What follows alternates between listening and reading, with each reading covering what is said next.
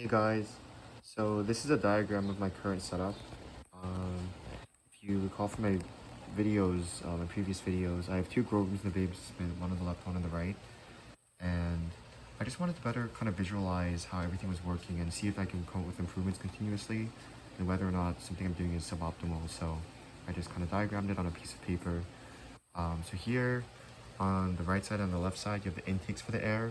And so they're coming in from this window, and then I tube the air in using 6-inch piping or 6-inch tubing for grow room 1 and grow room 2. And then the exhausts are on the opposite side, diagonal to the intake tubing. And then also keep in mind that this is three-dimensional in real life. So this would be at the bottom of the grow room, whereas this is at the top. And the reason for that is that it kind of creates this like well, first of all, it's diagonal because it kind of creates this cross-directional flow of air. And then as the mushrooms emit CO2, that kind of naturally rises to the top and then is cleansed as the exhaust fan pulls it out of the room. So before, I had both of the exhaust fans, inline fans, inside of the grow rooms, like in the corners over here and over here. But then I realized that if I took them out of the grow room and just use tubing to connect it to the exhaust area, it would be a little bit easier to clean the fan because the fan wouldn't be getting wet on the outside, and it would likely extend the life of the fan at least by a little bit and be easier to clean so that I don't have to go inside the grow room to take it out and clean it and put it back on. So this way every week I could clean one of the fans and then put a new one in and then clean it and let it rest and then rotate it back in the next week and so on and so forth.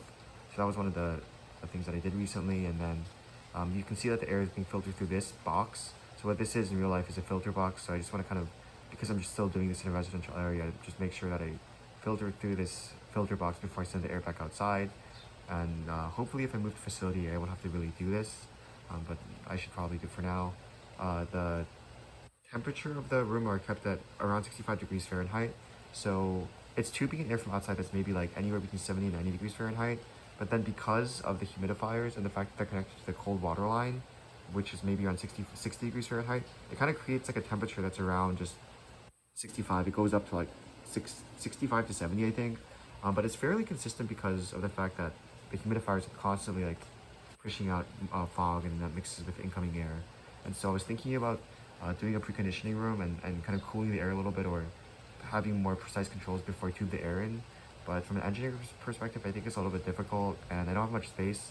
So I'm just going to try using this setup for now and see if it works well. And then if I'm consistently getting like suboptimal yields still after fixing the sterilization issue and the airflow issue, then maybe I'll look at the temperature a little bit more. But I think things have been growing a little bit better these days, so I'm gonna leave that is for now. And then I have light bars at the top, which keeps the ambient lighting to around 500 to 1000 lux, which is kind of where you want it to be for oyster mushrooms, lion's mane. I think some other mushrooms may have different lighting requirements, but for the stuff that I'm growing right now, this is sufficient. And then yeah, another change that I had made was I put the humidifiers outside of the grow tents.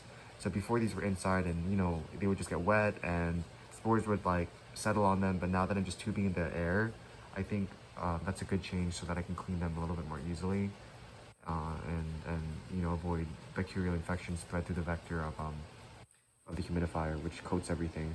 So yeah, that's pretty much it. I know this is just a piece of paper and some symbols for now, but I feel like if I can really flesh this out and maybe do it in like Lucidcharts or some other flowchart software, I can make like a pretty good like system, and then that might be helpful when I'm brainstorming for the warehouse layout. So yeah, thanks guys, bye.